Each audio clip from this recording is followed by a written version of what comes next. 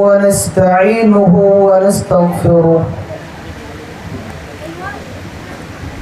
ونعوذ بالله من شرور أنفسنا ومن سيئات أعمالنا من يهده الله فلا مضل له ومن يضلل فلا هادي له وأشهد أن لا إله إلا الله وحده لا شريك له وأشهد أن محمدًا عبده ورسوله يا أيها الذين آمنوا اتقوا الله حق تقاته ولا تموتن إلا وأنتم مسلمون يا أيها الناس اتقوا ربكم الذي خلقكم من نفس واحدة وخلق منها زوجها وبث منهما رجالا كثيرا ونساء واتقوا الله الذي تساءلون به والأرحام إن الله كان عليكم رقيبا يا أيها الذين آمنوا اتقوا الله وقولوا قولا سديدا يصلح لكم أعمالكم ويغفر لكم ذنوبكم ومن يطع الله ورسوله فقد فاز فوزا عظيما أما بعد فإن خير الحديث كتاب الله وخير الهدي هدي محمد صلى الله عليه وسلم وشر الأمور محدثاتها وكل محدثة بدعة وكل بدعة ضلالة وكل ضلالة في النار. قال الله تعالى في القرآن الحكيم: أعوذ بالله السميع العليم من الشيطان الرجيم. بسم الله الرحمن الرحيم. محمد رسول الله والذين معه أشداء على الكفار رحماء بينهم تراهم ركعا سجدا يبتغون فضلا من الله ورضوانا سيماهم في وجوههم من أثر السجود ذلك مثلهم في التوراة ومثلهم في الإنجيل. رب اشرح لي صدري ويسر لي أمري واحلل عقدة من لساني يفقهوا قولي. رب زدني علما اللهم رب زدنی علما. آمین. اسٹیج پر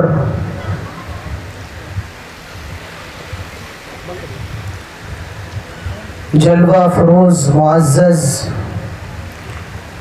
علماء کرام، دور دراز قرب و جوار اور مختلف علاقوں سے تشریف لائے ہوئے حاضرین مجلس، قوم و ملت کے نوجوانوں، بزرگوں، پردہ نشی عزت دار خواتین امت اسلامیہ اور پیارے بچوں، تمام قسم کی تعریف و توصیف، کبریائی اور بڑائی، عزت و بزرگی صرف اور صرف اللہ وحدہ لا شریک کے لیے لائق اور زیبا ہے، جس نے ہم سب کے اوپر سب سے بڑا احسان یہ کیا کہ ہم سب کو مسلمان بنایا، اور ہم سب کو بے شمار نعمتوں سے نوازا۔ وہی رب العالمین ہے، وہی پوری کائنات کا خالق اور مالک ہے، اور وہی علی کل شیء قدیر ہے۔ یہ اللہ کی بہت مختصر سی تعریف تھی۔ بعدہ قیامت کی صبح تک لاکھوں کروڑوں درود و سلام ہو تمام نبیوں پر، تمام رسولوں پر، اور بالخصوص ہمارے اور آپ کے پیارے آخری نبی، محبوب نبی، رحمت للعالمین، شفیع المومنین، سید الاولین والآخرین، امام المرسلین، جناب محمد الرسول اللہ صلی اللہ علیہ وسلم پر اللہم صلی وسلم وبارک علیہ۔ یہ 18واں سالانہ پروگرام ہے، جس پروگرام میں اللہ تبارک و تعالی نے ہم سب کو شریک ہونے کی توفیق عطا فرمائی ہے۔ مجھے آج کے پروگرام میں جس موضوع پر خطاب کرنے کے لیے کہا گیا ہے وہ موضوع ہے صحابہ اکرام کی قربانیاں اور آج کے مسلمان۔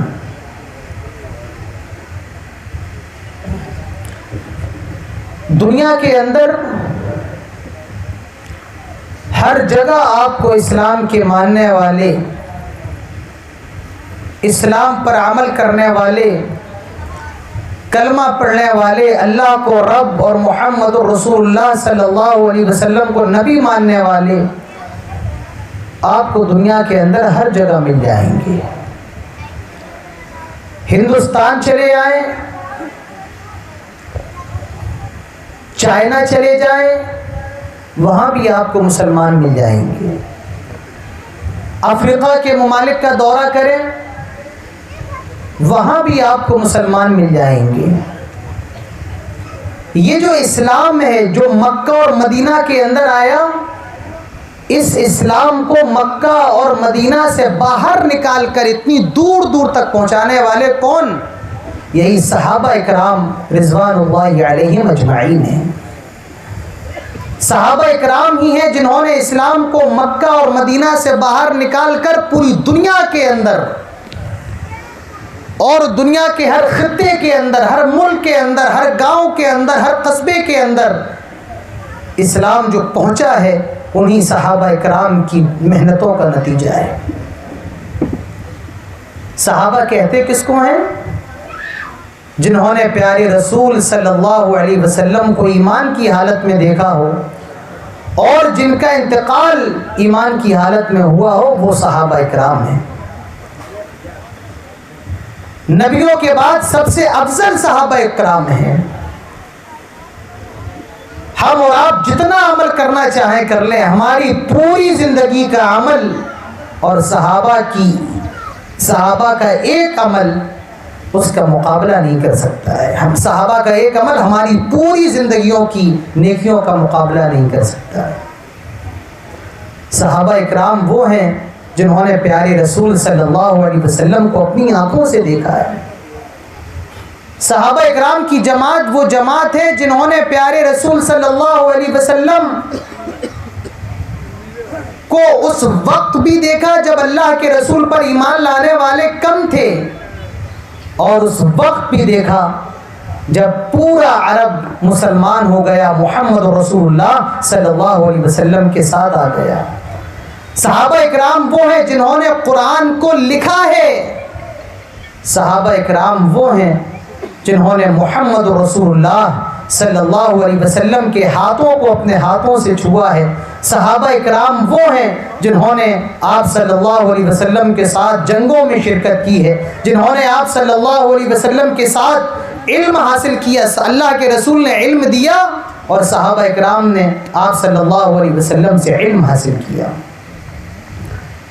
ہاں، بشر تھے، انسان تھے، کچھ غلطیاں صحابہ سے ہوئی ہیں، مشاجرات رہے ہیں، لیکن ان صحابہ اکرام کا دل صاف تھا، وہ اپنی غلطیوں پر جمے نہیں تھے، وہ اپنی غلطیوں پر ڈھٹائی نہیں کرتے تھے۔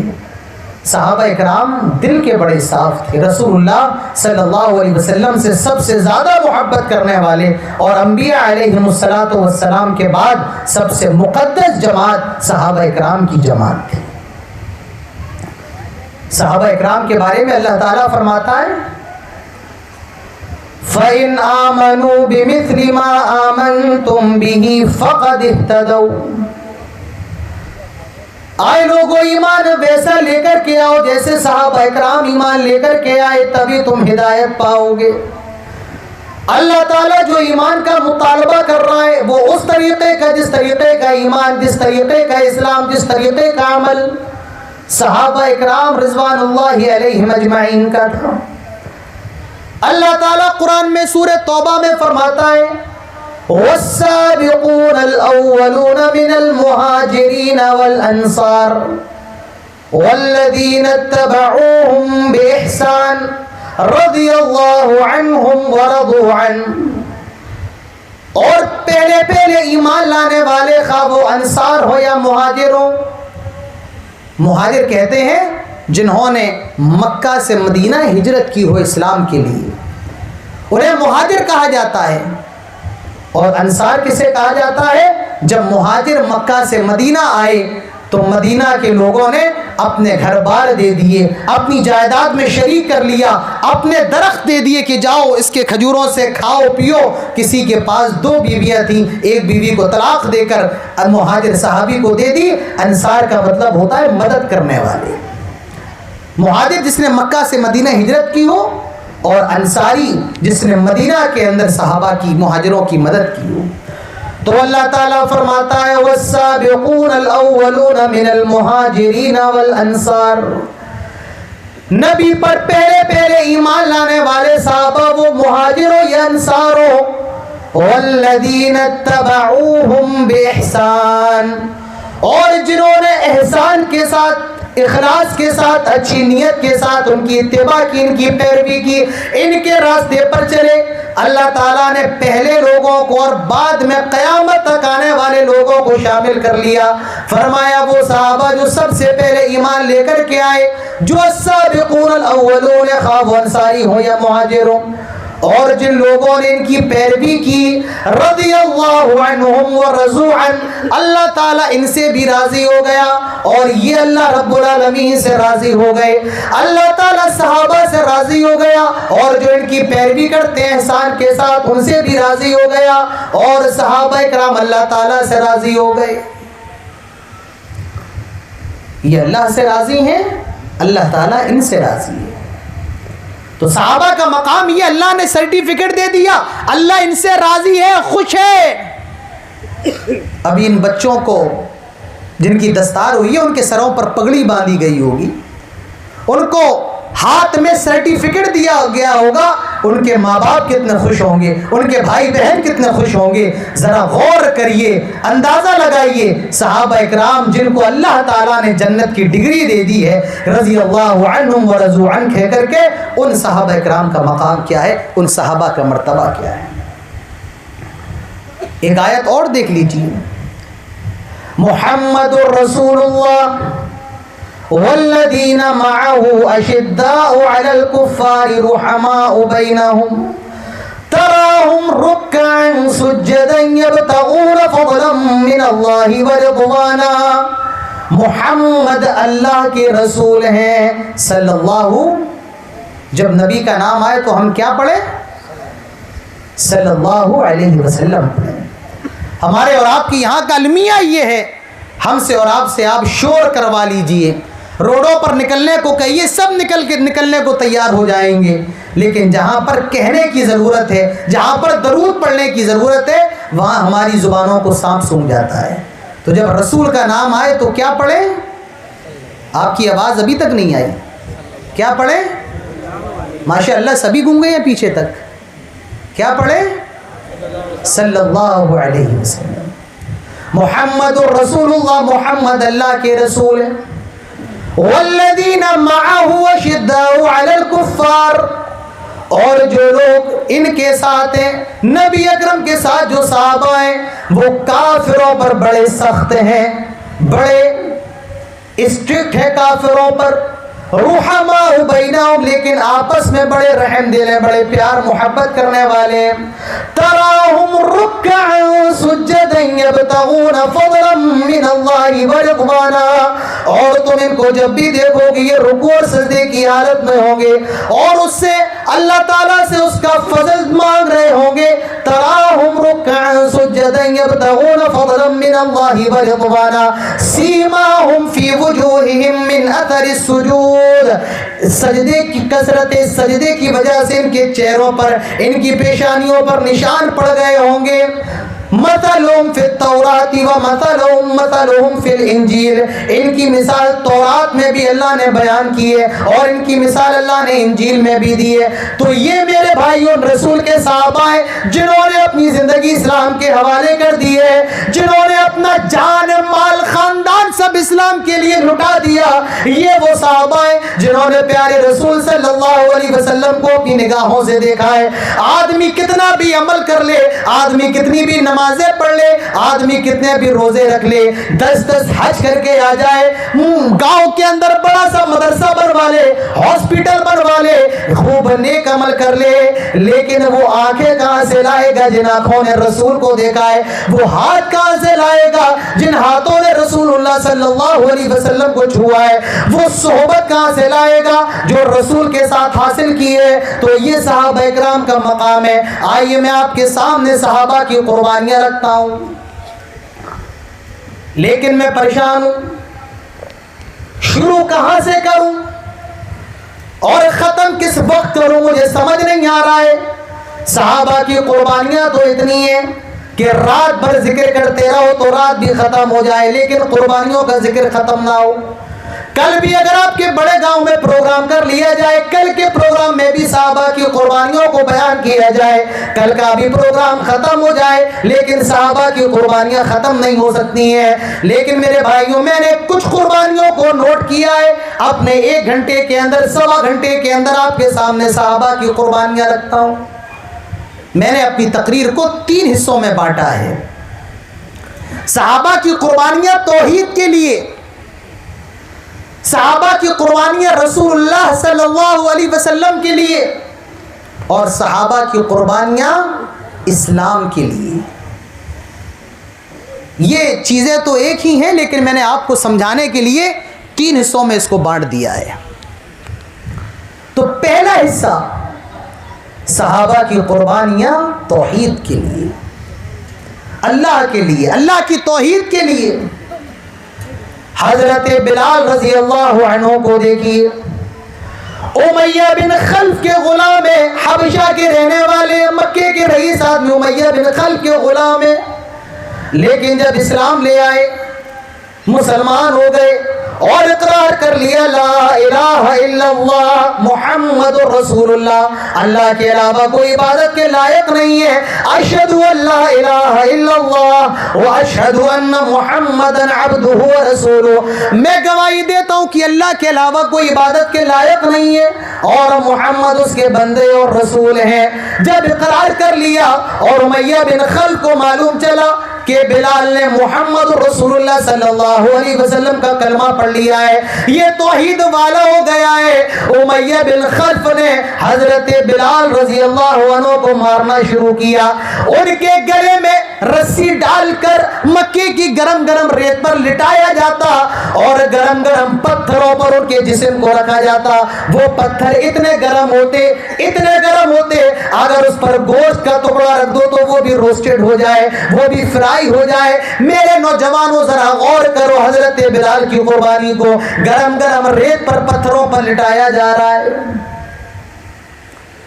جب امیہ بن خلف تھک گیا تب بھی اس کو صبر نہ آیا، رسی مکے کے اوباش لونڈوں کو دے دی کہ جاؤ بلال کو مکے کی ریت پر گھسیٹو۔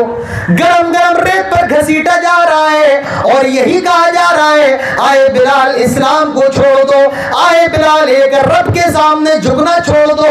لیکن قربان جاؤ نوجوانوں, حضرت بلال کے اوپر, حضرت بلال کی ایمان کے اوپر, حضرت بلال کی قربانی کے اوپر ان کی زبان سے یہی نکلا, احد احد, اللہ ایک ہے, اللہ ایک ہے. آئے مکے کے لوگوں, جتنا ستانا ہے ستا لو, جتنا تڑپانا ہے تڑپا لو, جتنا مجھے مارنا ہے مار لو, لیکن میں ایک اللہ کے علاوہ کسی کے سامنے سجدہ نہیں کروں گا.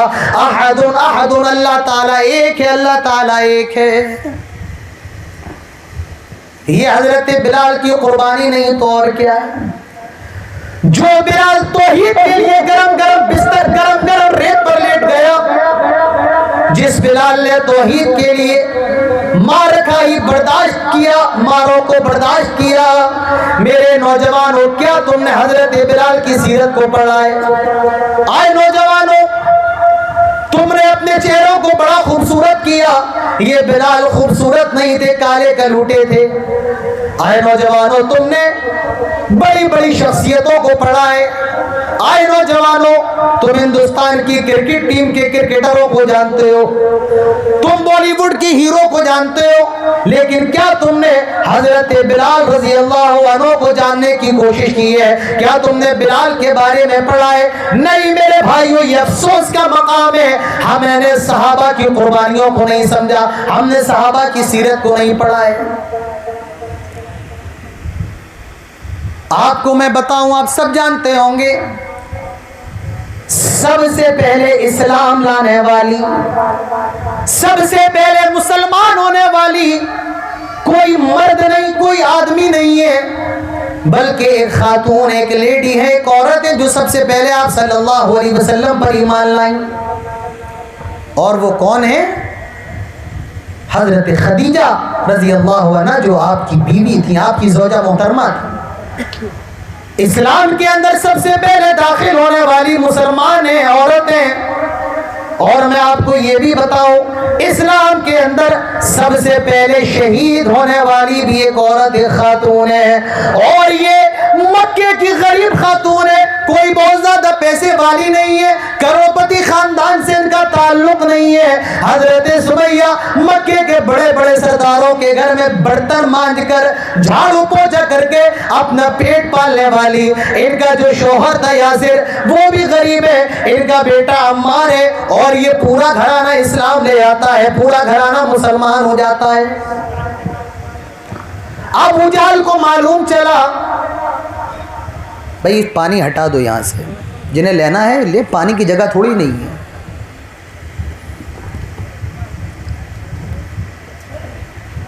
حضرت سمیہ پورا گھرانہ اسلام لے آئے, ان کا بیٹا عمار بھی مسلمان ہے, ان کا شوہر یاسر بھی مسلمان ہے. ابو جہل کو معلوم چلا, آپ کو معلوم ہے مسلمانوں کا کتنا بڑا دشمن تھا ابو جہل. جب اس کو معلوم چلا, اس نے حضرت سمیہ کو پکڑوا لیا اور حضرت سمیہ سے کہا اسلام کو چھوڑ دے. آئے سمیہ, اسلام سے پھر جا, ایک اللہ کے علاوہ غیروں کی عبادت میں لگ جا, میرے جو لات عزا معبودوں کی عبادت میں لگ جا. حضرت سمیہ کہتی ہے اسلام لانے کے بعد کوئی اسلام کو چھوڑ نہیں سکتا ہے. ابو جہل نے اس خاتون پر اتنا زیادہ ظلم کیا, اتنا زیادہ ظلم کیا, حضرت سمیہ کی شرمگاہ میں خنجر مارا. شرمگاہ میں جو جسم کی سب سے نازک جگہ ہوتی ہے, اور یہ بیچاری بوڑھی عورت ہے, پہلے تو اس عورت کو برہنہ کر دیا گیا. سامنے بیٹا اور باپ اور شوہر دونوں موجود ہیں. کیا اس عورت پر گزر رہی ہوگی جس کے جوان بیٹے کے سامنے اس کو برہنہ کیا جا رہا ہے؟ حضرت سمیہ کو برہنہ کر دیا گیا اور شرمگاہ میں نیزے مارے گئے.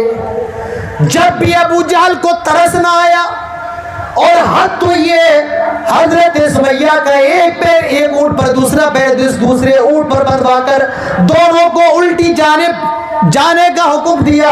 ایک اونٹ مشرق کی طرف جاتا ہے, ایک اونٹ مغرب کی طرف جاتا ہے. حضرت سمیہ رضی اللہ عنہ کے جسم کے دو حصے ہو جاتے ہیں, اور دیکھنے والوں نے دیکھا حضرت سمیہ کی لاش جب زمین پر پڑی ہوئی تھی تو ان کے چہرے پر مسکراہٹ تھی, ان کے ہونٹوں پر مسکراہٹ تھی.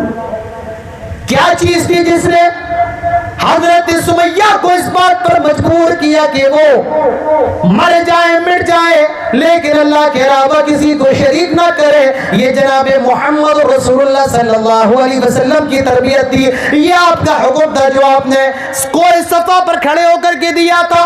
قولوا لا الہ الا اللہ تفلحوا. آئے لوگوں اس بات کا اقرار کر لو کہ اللہ کے علاوہ کوئی معبود نہیں. عبادت کے قابل اللہ تعالیٰ ہے, نظر و نیاز کے قابل اللہ تعالیٰ ہے, رکوع سجدے کے لائق اللہ تعالیٰ ہے, قربانی صرف اللہ کے لیے جائز ہے. آئے لوگوں لا الہ الا اللہ کا اقرار کر لو تفلحوا, کامیاب ہو جاؤ گے. رسول نے صحابہ کی توحید کو بلند, توحید کو مضبوط کیا, ان کے دلوں کے اندر ایمان کو مضبوط کیا, ان کو ایسی تربیت صحابہ اکرام کی دنیا سے سمجھوتا کرنا تو انہوں نے گوارا کیا, لیکن اسلام کے ساتھ, توحید کے ساتھ, ایمان کے ساتھ اور عقیدے کے ساتھ صحابہ نے سمجھوتا نہیں کیا. غزوہ احد کا موقع ہے, جنگ اپنے اختتام پر ہے. ابو سفیان جو اس وقت جنگ احد میں مشرکین کے سردار تھے, احد پہاڑ پر کھڑے ہوئے کہنے لگے محمد کہاں ہے؟ شاید میں نے محمد کو قتل کر دیا, میں نے عمر کو بھی قتل کر دیا, میں نے ابو بکر کو بھی قتل کر دیا. حضرت عمر پہ رہا نہ گیا, کہا آئے ابو سفیان ابھی محمد بھی زندہ ہے صلی اللہ علیہ وسلم, ابھی ابو بکر بھی زندہ ہے, ابھی عمر بھی زندہ ہے. ابو سفیان چونکہ مشرک تھے, ایمان لے کر کے نہیں آئے تھے, نعرہ لگاتے ہیں اولو حبل, حبل بلندو, کیونکہ مشرکین مکہ کا ایک بت تھا جس کا نام حبل تھا, لات اس کا نام حبل تھا. تو ابو سفیان نے نعرہ لگایا اولو حبل, حبل بلندو. اللہ کے رسول نے کہا آئے عمر جواب دو, تم جواب کیوں نہیں دیتے ہو؟ حضرت عمر نے کہا اللہ کے نبی کیا جواب دو؟ اللہ کے نبی فرماتے جواب دو اللہ اعلی و اجل, اللہ تعالیٰ بلند ہے. ابو سفیان پھر نعرہ لگاتے ہیں لنا عزا ولا عزا لکم, ہمارے لیے عزا ہے تمہارے لیے عزا نہیں ہے. عزا بھی ان کے بت کا نام تھا. لنا عزا ولا عزا لکم, ہمارے لیے عزا ہے تمہارے لیے عزا نہیں ہے. اللہ کے نبی نے کہا عمر جواب دو. اے اللہ کے نبی کیا جواب دے؟ ان کو جواب دو اللہ مولانا ولا مولا لکم, اللہ ہمارا کارساز ہے, اللہ تعالیٰ تمہارا کارساز نہیں ہے. اللہ کے نبی نے صحابہ کی توحید کو مضبوط کیا, اسی لیے صحابہ اکرام دنیا سے بھڑ گئے, دنیا سے لڑ گئے, لیکن توحید کے ساتھ, ایمان کے ساتھ, عقیدے کے ساتھ سمجھوتا کرنا گوارا نہیں کیا. کیونکہ صحابہ کو یہ معلوم تھا ان اللہ لا یغفر ان یشرک به ویغفر ما دون ذلک لمن یشاء. اللہ تعالیٰ تمہارے اور گناہوں کو جو تم نے کیے معاف کر سکتا ہے, یہ اللہ کی مرضی اور اس کے اختیار پر موقوف ہے. لیکن اگر تم نے شرک کیا اور بغیر توبہ کیے مر گئے, خبردار خبردار, اللہ تعالیٰ تمہارے شرک کو ہرگز معاف نہیں کرے گا.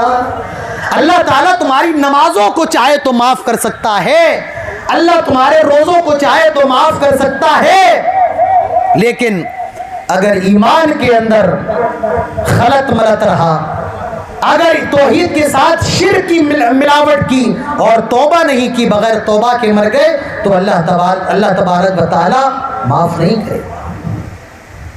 ارے ہماری اور آپ کی کیا اوقات ہے, ہماری اور آپ کی کیا حیثیت ہے, ہمارے رسول صلی اللہ علیہ وسلم کا مقام کیا ہے. ان کے چاچا ہیں, نام ہے ابو طالب, ہم سب نے نام سنا ہوگا.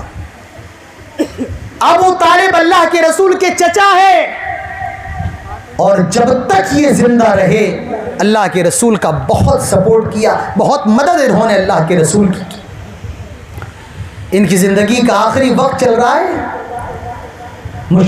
اور اپنی زندگی کے آخری دنوں میں چل رہے ہیں. اللہ کے رسول کو خبر ملی, آئے اور کہا چاچا کلمہ پڑھ لیجیے. آئے میرے چاچا کلمہ پڑھ لو, میں اللہ تعالیٰ کی یہاں آپ کے لیے درخواست کر سکتا ہوں. آئے میرے چاچا کان میں ہی پڑھ لو اللہ کا کلمہ پڑھ لو, لا الہ الا اللہ محمد رسول اللہ. ابو جہل بیٹھا ہوا ہے, مکے کے بڑے بڑے سردار بیٹھے ہوئے ہیں, کہنے لگے خبردار خبردار, آئے ابو طالب کیا آخری وقت میں بھی باپ دادا کے مذہب سے پھر جاؤ گے؟ آئے ابو طالب کیا آخری جوانی وقت میں ابھی باپ دادا کا دین چھوڑ دو گے. ابو طالب اسلام نہیں لائے, مسلمان نہیں ہوئے, اور ان کی زبان سے نکلنے والا آخری جملہ یہ تھا علی ملت عبد المطلب, میں عبد المطلب کے دین پر مرتا ہوں, میں عبد المطلب کے مذہب پر مرتا ہوں. اسلام نہیں لائے, انتقال ہو گیا, مر گئے. اور جب مر گئے تو اللہ کے پیارے نبی جناب محمد رسول اللہ صلی اللہ علیہ وسلم نے مغفرت کے لیے دعا کی. آئے اللہ میرے چاچا کو معاف کر دے, اللہ میرے چاچا نے میرا بہت ساتھ دیا ہے, اللہ میرے چاچا کو معاف کر دے. اللہ تعالیٰ فوراً فرماتا ہے آئے ہمارے نبی خبردار, کسی نبی کے لیے اور کسی مومن کے لیے یہ جائز ہی نہیں ہے کہ وہ کسی مشرک کی سفارش کرے.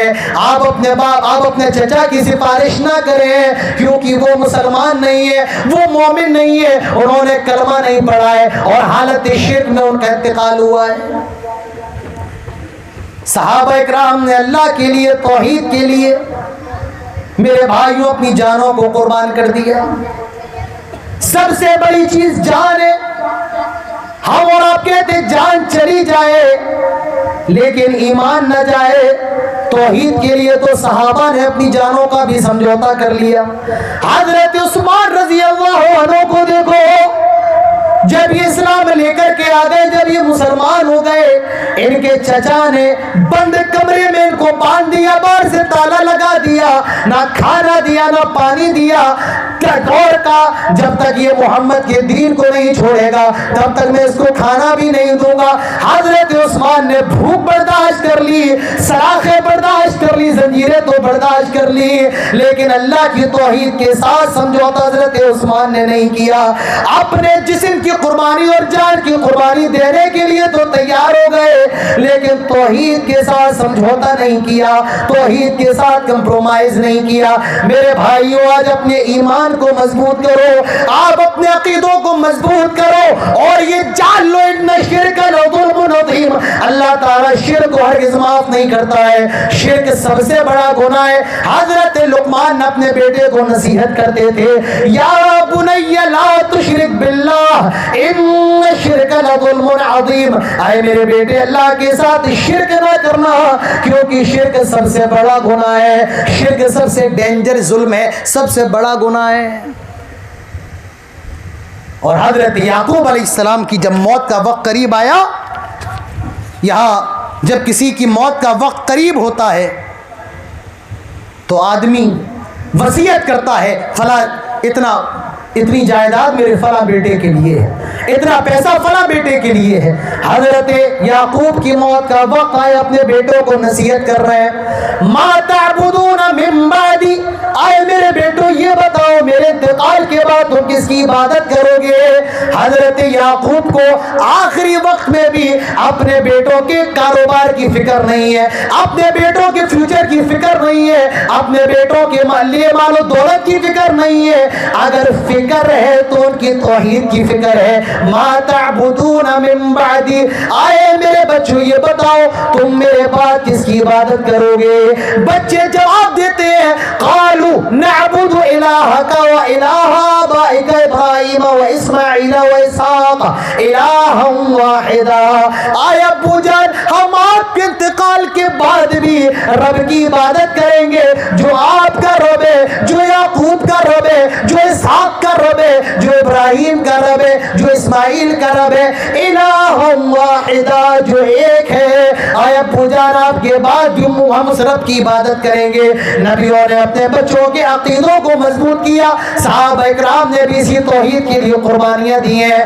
آئیے میرے بھائیوں کے واقعہ آپ کے سامنے اور سناتا ہوں, اور یہ واقعہ بھی کسی مرد کا نہیں ہے بلکہ یہ خاتون کا, ایک عورت کا ہے.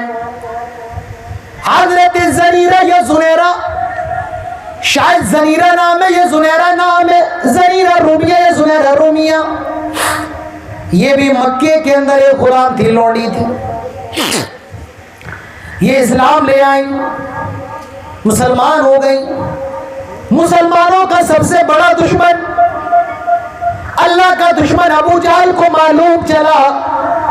حضرت سمیہ رضی اللہ عنہ کی آنکھیں نکلوا لی, حضرت سمیہ کی آنکھوں کی روشنی، حضرت زنیرہ کی آنکھوں کی روشنی چلی گئی اور ابو جہل کہنے لگا آئے زنیرہ یہ تیری آنکھوں کی روشنی میرے معبود حبل اور عزا کی وجہ سے گئی ہے، لات و منات کی وجہ سے گئی ہے۔ حضرت زنیرہ کہتی ہیں نہیں، آنکھوں کی روشنی دینے والا بھی اللہ ہے، آنکھوں کی روشنی چھیننے والا بھی اللہ ہے۔ اور پھر یہ اللہ تعالیٰ سے دعا کرتی ہیں اللہ ان کی آنکھوں کی روشنی کو واپس کر دیتا ہے، اللہ ان کی آنکھوں کی روشنی کو لوٹا دیتا ہے۔ تو میرے بھائیوں صحابہ کی قربانیاں یاد رکھو، توحید کے لیے صحابہ مٹ گئے، اپنی جانوں کو قربان کر دیا۔ تو صحابہ کی قربانیاں یہ ایمان کے لیے، توحید کے لیے۔ اب ضرورت ہے ہم اور آپ اپنے سماج میں دائرہ نظر دوڑائیں اور دیکھیں آج ہمارے اندر کتنی توحید ہے، آج ہمارے اندر کتنا اسلام ہے۔ میرے بھائیوں معاف کیجئے گا، اسلام صرف ہمارے اور آپ کے زبانوں تک ہے، ہمارے اور آپ کے ناموں تک اسلام ہے، لیکن حقیقت میں دیکھیے، ہمارے گھروں کے اندر آئیے اور ہمارے دلوں میں جھانکیے تو معلوم چلے گا ہمارے اندر اسلام نہیں ہے، توحید نہیں ہے۔ آج ہمارے گھروں کے چھوٹے چھوٹے بچے اپنے ہاتھوں میں دھاگا باندھے ہوئے ہیں، گلے میں تعویذ پہنے ہوئے، جس رسول نے فرمایا من علق تمیمۃ فقد اشرک، جس نے کوئی دھاگا لٹکایا اس نے شرک کیا۔ آج اس رسول کا کلمہ پڑھنے کے بعد، آج اس رسول پر ایمان لانے کے بعد، اللہ کو رب ماننے کے بعد آج آدمی دھاگا باندھا ہوا ہے، آدمی تعویذ پہنا ہوا ہے۔ میرے بھائیوں صحابہ کرام رضوان اللہ علیہم اجمعین کا یہ طریقہ نہیں تھا، نبی کا طریقہ نہیں تھا۔ تو آج ضرورت ہے اپنے گھروں میں توحید کی دعوت دیجئے، اپنے گھروں کے اندر اصلاح کیجئے، اپنے نفس کی اصلاح کیجئے اور ایمان پر مضبوط رہیے۔ دنیا یہاں سے وہاں ہو جائے، زمین کے اندر دراریں پڑ جائے، آسمان کے اندر درار پڑ جائے، لیکن ہمارے ایمان کے اندر اور ہماری توحید کے اندر ذرہ برابر بھی لغزش نہ آنے پائے۔ میرے بھائیوں یہ صحابہ کی قربانیوں سے ہم کو سبق ملا۔ دوسری چیز، صحابہ کی قربانیاں آپ صلی اللہ علیہ وسلم کے لیے،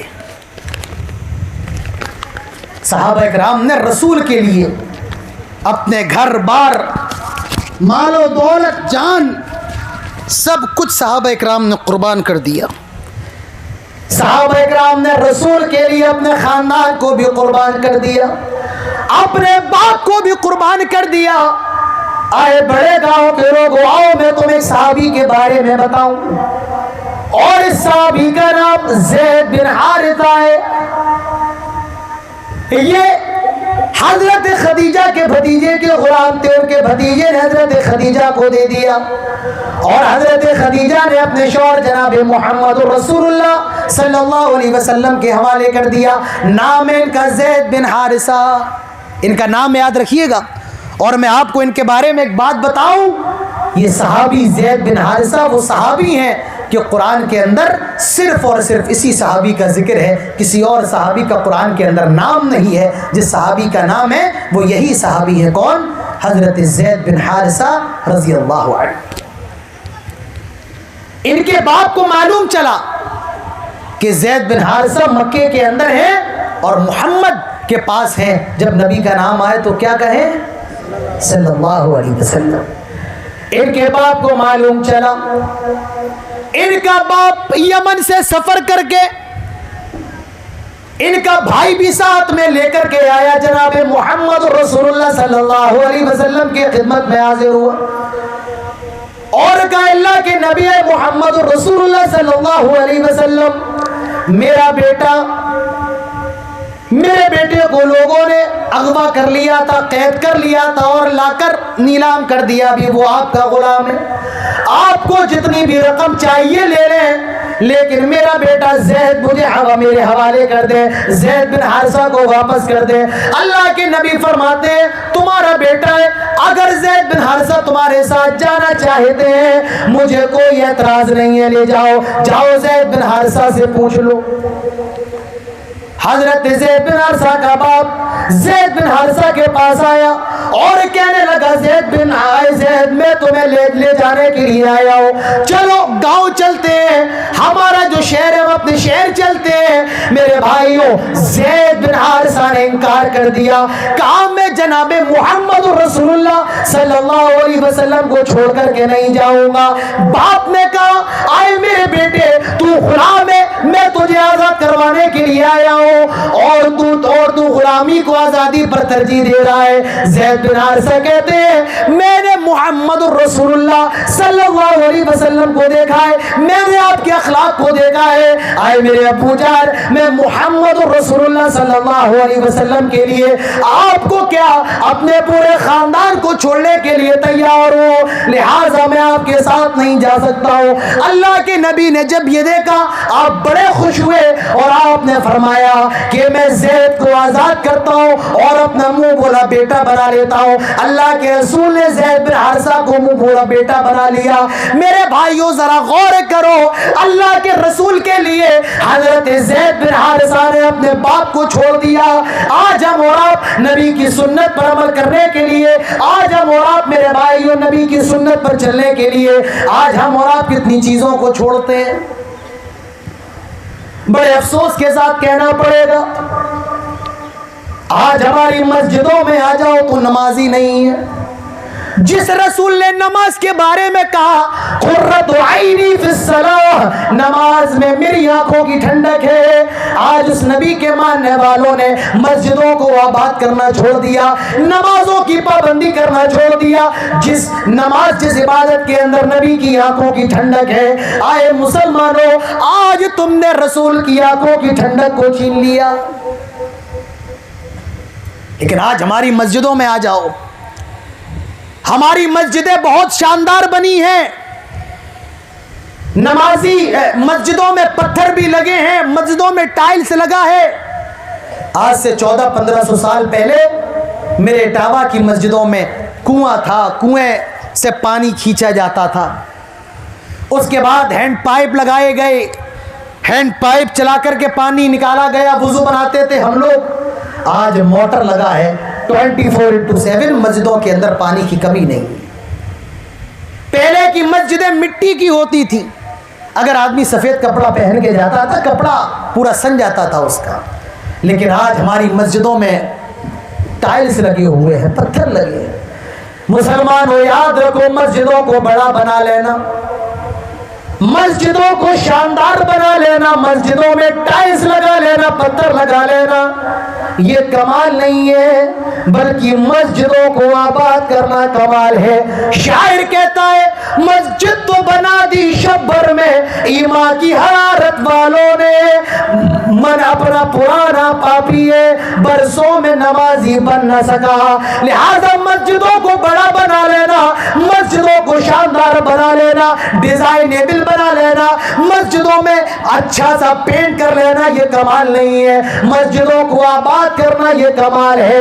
اللہ تعالیٰ فرماتا ہے انما یامر مساجد اللہ من آمن باللہ والیوم الآخر، اللہ کے گھروں کو تو وہی آباد کرتے ہیں جو اللہ پر ایمان رکھتے ہیں، جو قیامت کے دن پر ایمان رکھتے ہیں۔ آج ہماری مسجدوں کا حال بڑا خراب ہے۔ کسی شاعر نے کہا ہے جب مسجدیں کچی تھیں تو پکے تھے نمازی، آج مسجدیں پکی ہیں تو کچے ہیں نمازی۔ میرے بھائیوں مسجدوں کو آباد کرو، کیونکہ نماز کے اندر پیارے رسول صلی اللہ علیہ وسلم کی نماز کے اندر رسول کی آنکھوں کی ٹھنڈک ہے۔ تو رسول کے لیے صحابہ نے اپنے باپ کو قربان کر دیا، آج ہم اور آپ رسول کے لیے اپنا 10 منٹ کا وقت اور 15 منٹ کا وقت قربان کرنے کو تیار نہیں۔ آج رسول کی بات سننے کے لیے ہم آتے نہیں ہیں۔ مجھے یہاں پر بتایا گیا پروگرام 27 تاریخ کا تھا، لیکن اس کو 29 تاریخ کا کیا گیا۔ بتایا گیا لوگ کہیں چلے جاتے ہیں، 27 کو نہیں آ پائیں گے، لہٰذا 29 کا کر لیا جائے گا۔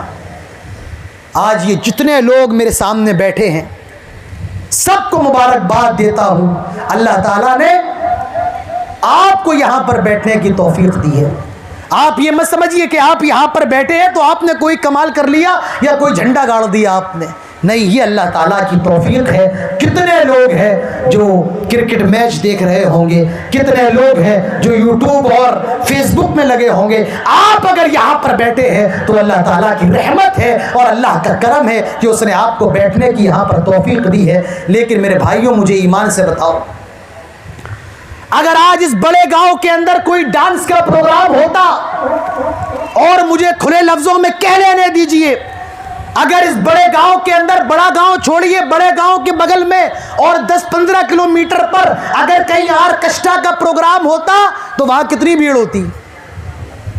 بھئی یہاں سے زیادہ بھیڑ ہوتی یا نہیں ہوتی؟ پورے بارہ بنکی کے لوگ جمع ہوتے نہیں ہوتے؟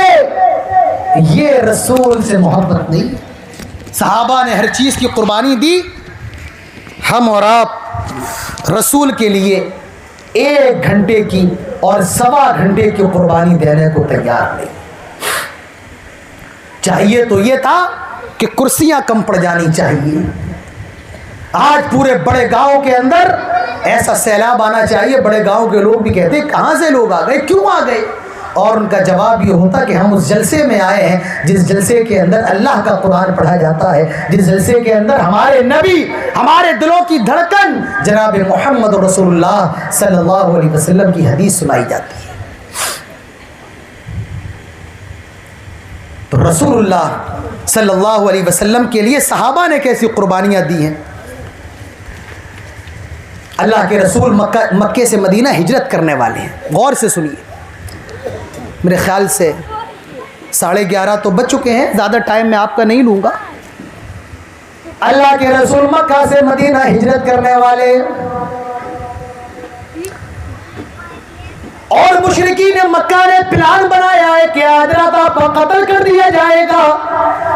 اللہ تعالیٰ نے آپ کو اجازت دے دی ہے، اور جبرائیل نے بتا دیا، اے اللہ کے نبی آج آپ کے قتل کا پلان ہے، لہٰذا آپ کو اللہ تعالیٰ نے ہجرت کی اجازت دے دی ہے۔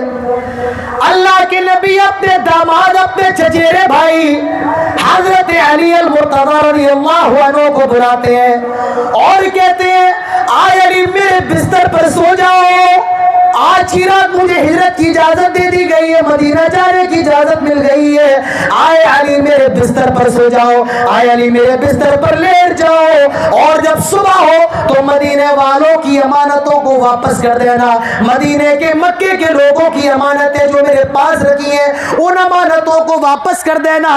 حضرت علی نے نہیں سوچا، حضرت علی جانتے تھے آج رات نبی کے قتل کا پلان ہے، لوگ تلواریں لے کر کے آئیں گے اور نبی کے قتل کا ارادہ ہوگا، میں نبی کے بستر پر سوؤں گا، شاید میں قتل نہ کر دیا جاؤں، لیکن رسول سے محبت کا عالم یہ ہے، رسول کے لیے قربانی دینے کا عالم یہ ہے۔ حضرت علی رضی اللہ عنہ رسول کے بستر پر سو گئے اور اپنی موت کی فکر نہیں کی، اگر رسول کے لیے جان چلی جائے تب بھی کوئی ملال نہیں۔ میرے بھائیوں، یہ صحابہ کی قربانی تھی رسول کے لیے، حضرت علی کی قربانی رسول کی محبت میں تھی کہ حضرت علی رسول اکرم صلی اللہ علیہ وسلم کے بستر پر سونے کے لیے تیار ہو گئے۔ آئے مسلمانوں بتاؤ، آج تمہیں اس رسول کی کتنی فکر ہے، آج تمہیں اس رسول کی سنتوں سے کتنی محبت ہے۔ صحابہ کی محبت کا عالم تو جان دینے کا ہے، آج مجھے یہ بتاؤ تم رسول کی سنتوں سے کتنی زیادہ محبت کرتے ہو۔ ایک صحابی ہے، ان کا نام ہے حضرت خریم الاسدی رضی اللہ عنہ، یہ مکے کے مدینے کے بڑے ہینڈسم صحابی تھے، خوبصورت، ان کے بال بڑے بڑے تھے اور ان کا جو پجامہ تھا وہ ٹخنے کے نیچے چلا جاتا تھا۔ اللہ کے رسول ایک مرتبہ فرماتے ہیں، نعم الرجل خریم الاسدی، خریم الاسدی بڑے اچھے صحابی ہیں، خریم الاسدی بڑے اچھے صحابی ہیں، لولا طول جمته واسبال ازاره، بس اگر اپنے سر کے بال تھوڑے سے چھوٹے کر لیں اور اپنا پجامہ ٹخنے کے اوپر کر لیں تو بہت اچھی بات ہوگی۔ کسی بتانے والے نے حضرت خریم الاسدی کو بتایا کہ اللہ کے رسول نے تمہارے بارے میں یہ کہا ہے تم اگر اپنا پجامہ ٹخنے کے اوپر کر لو اور بال تھوڑا چھوٹا کر لو تو بہت اچھی بات ہے۔ حضرت خریم الاسدی نے انتظار نہیں کیا، میں نائی کے پاس جاؤں، بازار میں جاؤں، درزی سے اپنا پجامہ چھوٹا کرواؤں۔ حضرت خریم الاسدی نے اپنے گھر سے چھری نکالی اور اپنا پجامہ اپنے ہاتھوں سے ٹخنے کے اوپر کیا۔ آئے مسلمانوں مجھے بتاؤ، آئے بڑے گاؤں کے لوگوں مجھے بتاؤ، آئے بارہ بنکی کے لوگوں مجھے بتاؤ، آج تمہارا پینٹ ٹخنے کے اوپر یا ٹخنے کے نیچے ہے؟ آج تمہارا پجامہ ٹخنے کے نیچے ٹخنے کے اوپر ہے؟ تمہاری لنگی ٹخنے کے اوپر یا ٹخنے کے نیچے رہتی ہے؟ ارے میرے نبی کا تو یہ حال ہے، میرے نبی نے تو یہاں تک فرمایا من اسفل من الکعبین من اسفل من الکعبین من الازار ففی النار، جو حصہ جو پجامہ پینٹ ٹخنے کے نیچے جاتا ہے وہ پورا کا پورا حصہ جہنم کے اندر جائے گا۔ رسول نے اتنی سخت وحی سنائی، میرے بھائیوں اپنے پجاموں کا حال دیکھو، کتنے لوگ رسول کی سنت پر عمل کرنے والے مسجد میں آئے تو کھٹا کھٹ موڑ کر کے اوپر کر لی، اور مسجد کے باہر نکلے تو پھر نیچے۔ کیوں؟ کہ اللہ صرف مسجد کے اندر ہے، مسجد کے باہر اللہ نہیں ہے؟ کہ اللہ تعالیٰ صرف مسجد کے اندر تجھے دیکھ رہا ہے، مسجد کے باہر نہیں دیکھ رہا ہے؟ میرے بھائیوں بہت بڑا المیہ ہے۔ ایک صحابی اللہ کے رسول کے پاس آئے اور کہا اللہ کے نبی مجھے کچھ نصیحت کریں۔ اللہ کے نبی اس صحابی کو نصیحت کرتے ہیں، اور نصیحتوں میں اللہ کے نبی نے ایک نصیحت اسی ازار کے تعلق سے کی۔ کیا کی؟ وَارْفَعْ إِزَارَكَ إِلَىٰ نِصْفِ السَّاقِ، آئے صحابی اپنے ازار کو آدھی پنڈلی کے برابر کر لے۔ آدھی پنڈلی جو ہڈی ہوتی ہے نا ٹخنے گھٹنے کے نیچے اور ٹخنے تک، اسے یہ جو پنڈلی ہے، پنڈلی یہ ہڈی، آپ نے فرمایا پجامہ کتنا اونچا ہو، ازار کتنا، پینٹ کتنی اونچی ہو، نصف الساق، آدھی پنڈلی کے برابر۔ آپ نے فرمایا فَإِنْ أَبَيْتَ فَإِلَى الْكَعْبَيْنِ، اگر یہ نہ ہو سکے تو اپنا ازار کم سے کم ٹخنے تک رکھو، ٹخنے کے نیچے لٹکانے کی اجازت نہیں ہے۔ وَارْفَعْ إِزَارَكَ إِلَىٰ نِصْفِ السَّاقِ، ٹخنے آدھے پنڈلی تک۔ فَإِنْ أَبَيْتَ فَإِلَى الْكَعْبَيْنِ، اگر یہ نہیں کر سکتے ہو تو ٹخنے تک۔ اور یاد رکھو فَإِنَّهَا مِنَ الْمَخِيلَةِ، ٹخنے کے نیچے پجامہ لٹکانا یہ تکبر ہے۔ وَإِنَّ اللَّهَ لَا يُحِبُّ الْمَخِيلَةِ، اور اللہ تبارک و تعالی تکبر کو پسند نہیں کرتا ہے۔ لوگ کہتے ہیں ارے مولانا صاحب ہم تکبر کی وجہ سے نہیں پہنے ہیں، ہماری پینٹ بڑی ہے، ہمارے دل میں تکبر نہیں ہے۔ میرے بھائیوں یاد رکھو ٹخنے کے نیچے ازار لٹکانا یہ تکبر کی نشانی ہے۔ تو صحابہ کی قربانیاں تو یہ ہے، صحابہ کرام نے اپنی پوری زندگی اور اپنی زندگی کا ہر لمحہ جناب محمد رسول اللہ صلی اللہ علیہ وسلم کے لیے قربان کر دیا۔ کتنی چیزوں پر روشنی ڈالے۔ ہمارا مقصد آپ کو رسوا کرنا نہیں ہے، ہمارا مقصد آپ کی اصلاح کرنا ہے۔ اگر ہمیں رسول سے محبت ہوتی تو آج ہمارے چہرے بھی رسول اللہ صلی اللہ علیہ وسلم کے چہرے کی طرح ہوتے۔ ہمیں دیکھ لو آج ہمارے چہرے کفار کے، مشرکین کے اور مجوسیوں کے چہروں کی طرح ہیں، آج ہمارے چہرے جناب محمد رسول اللہ صلی اللہ علیہ وسلم کے چہرے کی طرح ہیں۔ اللہ کے نبی فرماتے، اور اس حدیث کو حضرت عبداللہ ابن عمر روایت کرتے ہیں۔ حدیث سنو، عن ابن عمر عن النبی صلی اللہ علیہ وسلم قال احف الشوارب واعف اللحى۔ حضرت عبداللہ ابن عمر فرماتے ہیں اللہ کے نبی نے فرمایا آئے لوگوں اپنی مونچھوں کو چھوٹا کرو اور اپنی داڑھیوں کو بڑھاؤ۔ آئے مسلمان मुसलमानों, आज तुमने मूंछों को बढ़ाना शुरू कर दिया, आज तुमने दाढ़ियों को काटना शुरू कर दिया। अरे अल्लाह के नबी ने तो यहाँ तक फरमाया, खालिफुल मुशरिकीन, मुशरिकीन की मुखालफत करो, क्योंकि वो मूंछों को बड़ा रखते हैं और दाढ़ियां काटते हैं, लिहाजा तुम मूंछों को काटो और दाढ़ियों को बड़ा करो। आए मुसलमानों, मुझे बताओ आज तुमने रसूल की सुन्नत पर कितना अमल किया? आज हमारे चेहरों को देख लो तो शर्म की वजह से आपकी निगाहें झुक जाएंगी। मेरे भाइयों, तुम्हारे दिल कैसे गवारा कर लेते हैं, तुम्हारा दिल कैसे इजाजत दे देता है तुम नाई की दुकान पर जाकर अपने चेहरों पर उस्तरे चलवाओ, अपने नबी की सुन्नत को कटाओ। कैसे तुम्हारे दिल गवारा कर लेते हैं? क्या तुम्हारे दिल नहीं कांपते हैं? क्या तुम्हारे रोंगटे खड़े नहीं होते हैं? क्या रसूल की हदीस सुनने के बाद भी तुम्हारे दिलों से कुर्बानी देने का जज्बा पैदा नहीं होता है? मेरे भाइयों, सहाबा का हाल तो ये था, जब उर्वा बिन मसूद सक़फ़ी सुलह हुदैबिया के मौके पर अल्लाह के नबी से मुलाकात करके वापस गए तो कुफारे मक्का से उन्होंने कहा कि मैं उन लोगों के पास से आ रहा हूं, मैंने मुहम्मद रसूलुल्लाह सल्लल्लाहु अलैहि वसल्लम के सहाबा को देखा है, अगर रसूल थूकते हैं तो सहाबा उस थूक के लिए झगड़ा करते हैं। मैंने तो उस रसूल को देखा है कि अगर वो बोलते हैं तो उसके सारे सहाबा खामोश हो जाते हैं और उनकी बात सुनते हैं। आज मुझे बताओ, रसूल की बात सुनने के लिए तुम्हारे दिलों के अंदर कितना जज्बा है? मेरे भाइयों, सहाबा की कुर्बानियां रसूल के लिए, सहाबा को मोहब्बत थी रसूल से, इसीलिए उन्होंने अपने पूरी जिंदगी को कुर्बान कर दिया, अपने नफ्स को, अपनी ख्वाहिशात को कुर्बान कर दिया। मुसलमानों, आज तुमने अपनी ख्वाहिशात के लिए जनाब मोहम्मद रसूलुल्लाह सल्लल्लाहु अलैहि वसल्लम की सुन्नत का जनाजा निकाल दिया है। दाढ़ी के ताल्लुक से एक हदीस और सुनाता हूं, इंशाअल्लाह फिर आगे चलते हैं। सहाबी दो लोग ईरान से आए अल्लाह के रसूल के पास, और वो मुसलमान नहीं थे, मजूसी थे। मजूसी कहते हैं आग की इबादत करने वाला, जो आग की इबादत करे वो मजूसी कहलाता है। अल्लाह के रसूल के पास आए, उनके चेहरों पर दाढ़ी नहीं थी और उनकी मूछें बड़ी बड़ी थी। हदीस के अंदर आता है, आपने उनकी तरफ देखना गवारा नहीं किया, आप कराहियत की निगाह से उनकी तरफ देख रहे हैं। जिनकी दाढ़ियां नहीं है वो इस हदीस को गौर से सुने।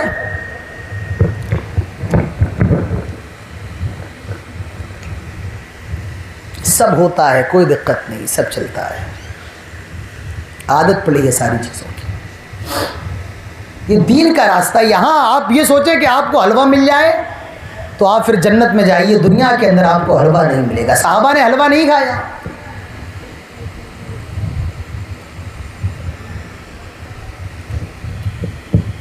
हम लोग यहाँ पर आए तो आपके गांव के अंदर कीड़े काफ़ी हैं, अभी भी लग रहे हैं, आप सबको लग रहे हैं। सहाबा ने तो तलवारें खाई दीन के लिए, कीड़ों का मसला क्या है? हम और आप कीड़ों की वजह से परेशान हो जाए।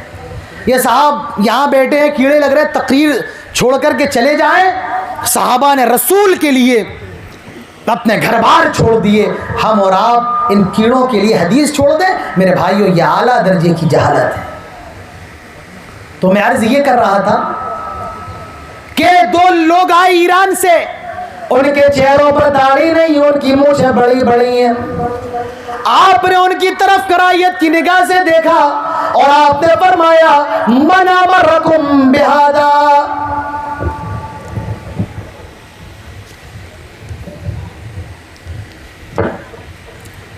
अल्लाह के नबी ने फरमाया, ये बताओ तुम्हें इस काम का हुक्म किसने दिया है कि तुम दाढ़ी कटाओ और मूंछों को बढ़ाओ? उन्होंने जवाब दिया, हमारे बादशाह ने, रब हमारे रब ने, हमारे बादशाह ने हुक्म दिया।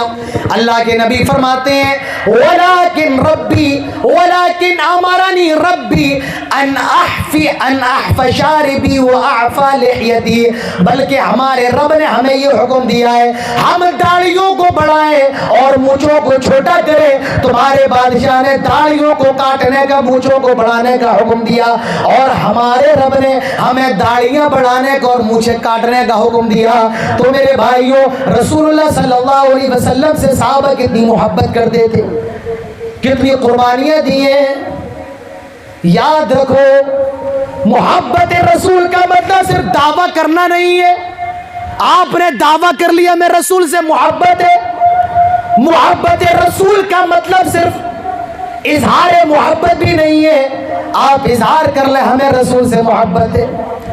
رسول سے محبت کا مطلب دعویٰ نہیں, اظہار نہیں, اقرار بھی نہیں ہے. آپ اقرار کر لیں ہمیں رسول سے محبت ہے, یہ بھی رسول سے محبت نہیں ہے. رسول سے محبت کا مطلب ہے رسول کی اطاعت کی جائے, رسول کی پیروی کی جائے. آدمی کہے ہمیں رسول سے محبت ہے, محبت ہے. میں آپ کو ایک مثال دے کر کے سمجھانا چاہتا ہوں. آپ نے ایک آدمی سے بات کی کہ کل آ کر کے میرا گھر بناؤ, میرے گھر کی چھت ڈالنا ہے. مزدور سے آپ نے کہا, اور مزدور نے کہا ٹھیک ہے, کل آ کر کے میں آپ کے گھر کی چھت ڈال دوں گا, اور مجھے 800 روپے دہاڑی جو میری مزدوری ہے پر ڈے کی مجھے چاہیے ہے, وہ آپ مجھے دے دینا. آپ بھی راضی ہو گئے, کہا ٹھیک ہے. مزدور بھی راضی ہو گیا کہ ٹھیک ہے میں کل آ کر کے آپ کی چھت ڈال دوں گا اور مجھے 800 روپے دے دینا. لیکن اگلا دن آیا, آپ مزدور کے انتظار میں بیٹھے لیکن مزدور نہیں آیا. 9 بج گئے, 10 بج گئے, مزدور نہیں آیا. 12 بج گئے, 1 بج گیا, شام ہو گئی, مزدور نہیں آیا. اور شام کو 6 بجے کے بعد آیا اور کہنے لگا مجھے میری دہاڑی دو, مجھے میرا پیسہ دو. آپ کہیں گے بھائی تم نے کام تو کیا نہیں, پیسہ کس بات کا؟ کہا میں نے کام نہیں کیا تو اقرار تو کیا ہے نا کہ میں آپ کا کام کروں گا. ارے تم نے کام کہاں کیا؟ بات چھت ڈالنے کی ہوئی تھی. کہا میں نے ڈالی نہیں لیکن زبان سے تو کہا تھا کہ میں ڈال دوں گا, اقرار تو کیا تھا. آپ ایمان سے بتائیے کیا اس کے اقرار کرنے پر آپ اس کو پیسہ دیں گے, مزدوری دیں گے؟ نہیں. میرے بھائیوں معلوم یہ چلا کہ صرف رسول سے محبت کا اقرار کر لیا جائے یہ کافی نہیں ہے. اظہار کرنا, ارے اظہار تو ابو لہب نے بھی کیا تھا جب اللہ کے نبی کی پیدائش ہوئی اور ہمارے خوشی میں اپنی لونڈی کو آزاد کر دیا, تو معلوم چلا اظہار محبت بھی کافی نہیں ہے. دعوی محبت, ہمیں رسول سے محبت ہے, یہ دعویٰ کرنا. یاد رکھو منافقین بھی دعویٰ کرتے تھے انک لرسول اللہ, آئے اللہ کے نبی اب گواہی دیتے کہ آپ اللہ کے رسول ہیں. اللہ تعالیٰ فرماتا ہے ان المنافقین لکاذبون, منافق جھوٹے ہیں. دعوی محبت بھی کافی نہیں ہے. میرے بھائیوں نبی کی اطاعت ایسے کرو, نبی سے محبت ایسے کرو, فَإِنْ آمَنُوا بِمِثْلِ مَا آمَنْتُمْ بِهِ فَقَدِ اهْتَدَوْا, جیسے صحابہ نے کیے, کیونکہ صحابہ کی قربانیاں رہی ہیں. حضرت عبداللہ ابن عمر رضی اللہ عنہ کو دیکھیے.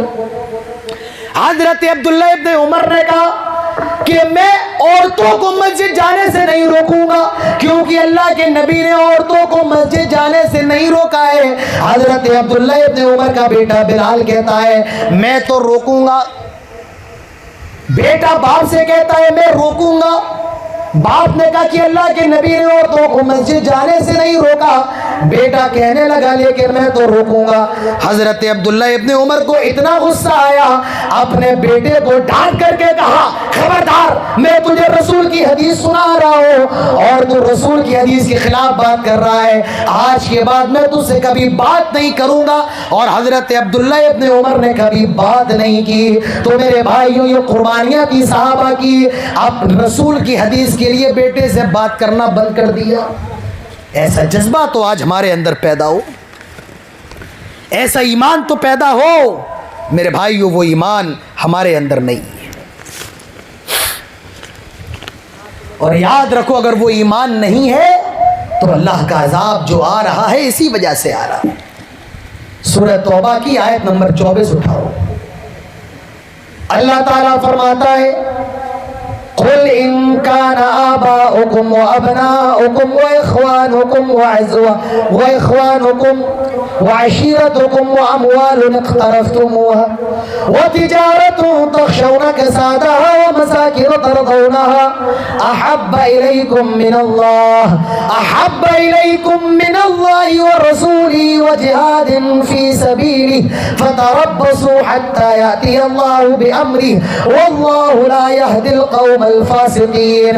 آئے نبی آپ کہہ دے، قل کا مطلب ہوتا ہے کہہ دے، لیکن جب اللہ اپنے نبی سے کہے نبی آپ کہہ دے تو اس کا مطلب یہ ہوتا ہے آئے نبی آپ اعلان کر دیں. کیا اعلان کر دیں؟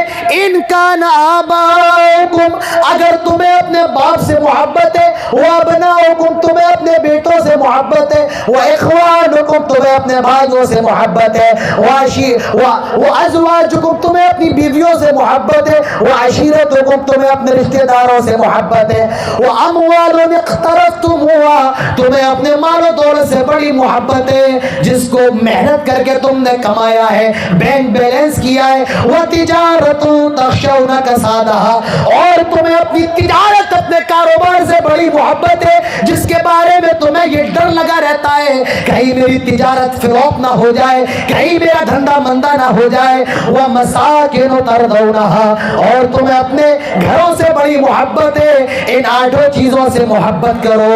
احب الیکم من اللہ، مگر خبردار ان 8 چیزوں میں سے کسی ایک چیز کی محبت بھی اللہ کی محبت سے زیادہ نہ ہو. اور احب الیکم من اللہ ورسولی، اللہ کے رسول کی محبت سے زیادہ نہ ہو. وجہاد فی سبیلی، اور اللہ کے راستے میں قربانی دینے کی محبت سے زیادہ نہ ہو. اگر ان 8 چیزوں میں سے کسی ایک چیز کی محبت بھی اللہ کی محبت پر غالب آ جائے، رسول کی اور اللہ کے راستے میں قربانی دینے کی محبت پر غالب آ جائے، فتربصوا تو تم انتظار کرو، حتی یأتی اللہ بامری، اللہ تعالیٰ اپنا حکم اپنا عذاب نازل فرمائے. آج وجہ یہی ہے، آج ہم نے میرے بھائیوں رسول کی محبت کو چھوڑ دیا، اس لیے آج یہ دنیا کا عذاب ہمارے سروں پر ہے. آج یہ جو عذاب ہے یہ رسول کی محبت، اللہ کی محبت اور اللہ کے راستے میں قربانی دینے کی محبت کو چھوڑ دینے کی وجہ سے. صحابہ کے اندر قربانی کا جذبہ تھا. صحابہ اکرام فکر نہیں کرتے تھے کیا ہوگا، رسول نے کہہ دیا آمنا وصدقنا، فوراً ایمان لے کر کے آ گئے، واطعنا فوراً اس بات کو قبول کر لیا. اللہ کے رسول نے جب دیکھا کہ قافلہ بچ کر کے نکل چکا ہے ابو سفیان کا، آپ نے صحابہ سے مشورہ کیا کیا کیا جائے. آپ کا مقصد انصاری صحابہ تھے، کیا کیا جائے، مدینہ لوٹ چلے یا چل کر کے جنگ لڑی جائے. انصاری صحابہ سمجھ گئے نبی کا اشارہ ہم ہیں. صحابہ کہتے ہیں اللہ کے نبی آپ ہمیں موسیٰ کے ساتھیوں کی طرح نہ سمجھیں جنہوں نے کہا تھا آپ اور آپ کا رب جا کر کے لڑائی کرے. آئے نبی آپ ہمیں موسیٰ کے ساتھیوں کی طرح نہ سمجھیں، آپ جو حکم دیں گے ہم نے مدینہ کے اندر بھی آپ کی حفاظت کا وعدہ کیا ہے اور مدینہ کے باہر بھی ہم آپ کی حفاظت کریں گے.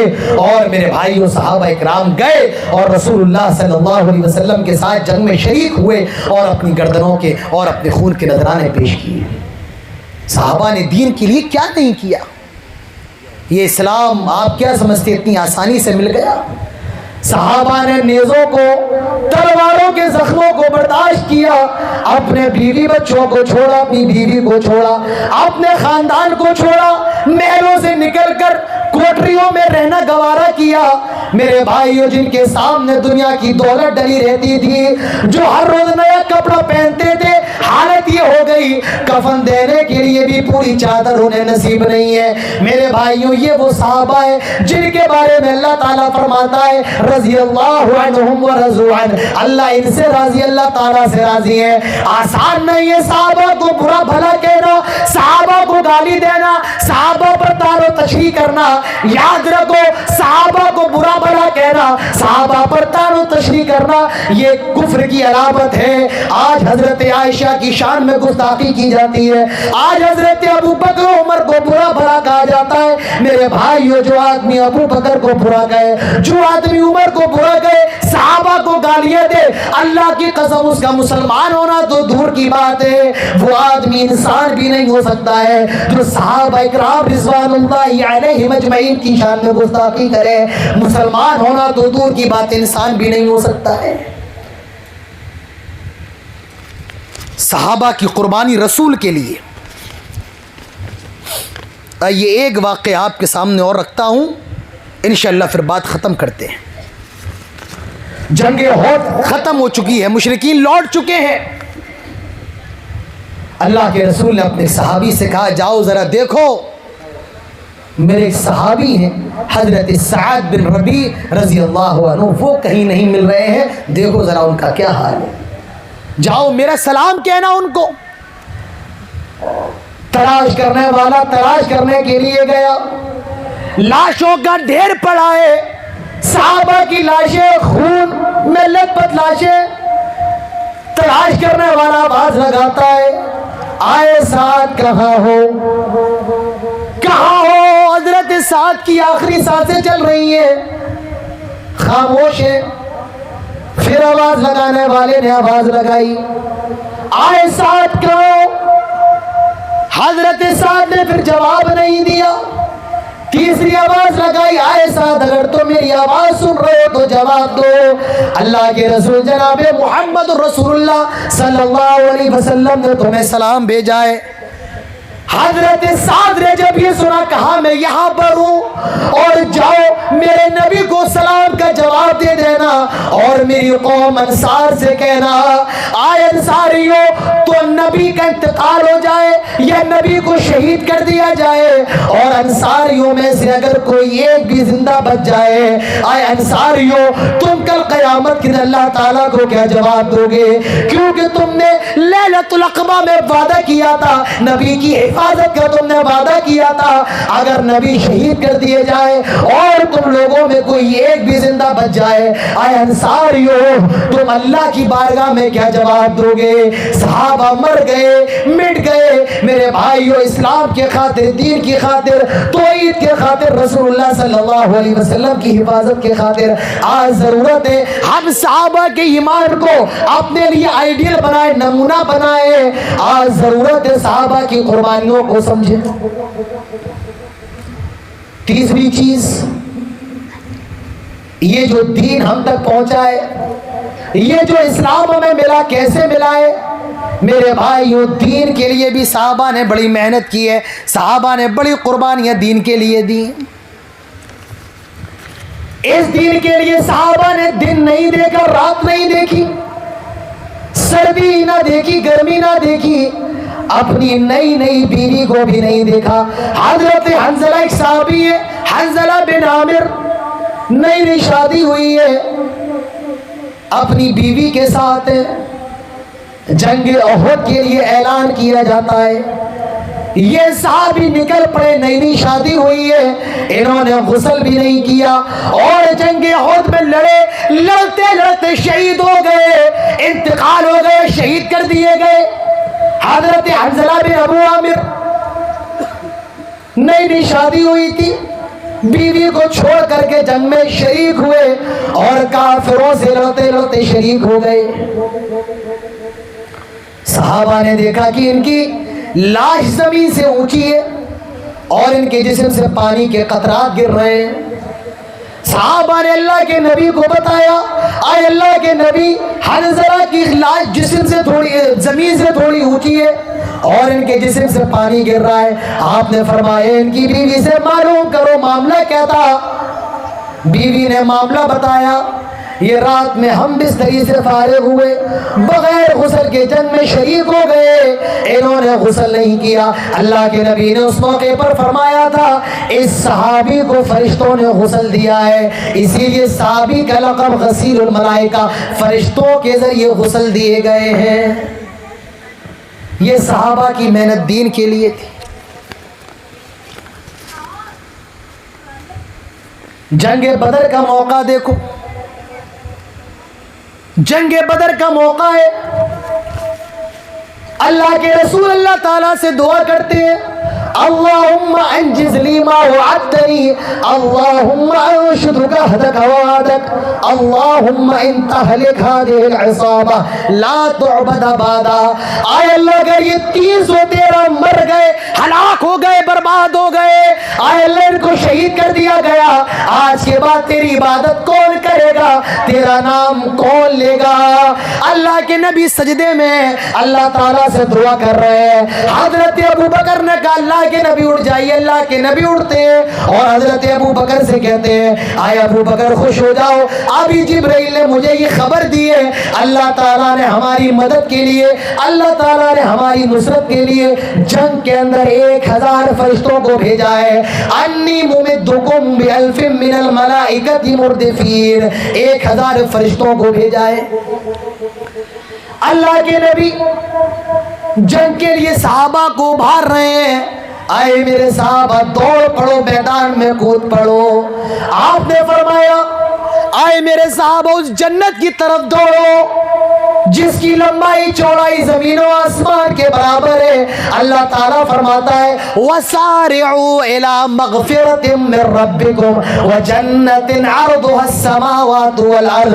اس جنت کی طرف دوڑو جس کی لمبائی چوڑائی زمین و آسمان کی طرح ہے. دین کے کام میں ہمیں دوڑنا ہے. ہم اور آپ کہتے ہیں جلدی کا کام شیطان کا کام ہے. دین کے اندر جلدی کرنا یہ اللہ رب العالمین کا حکم ہے.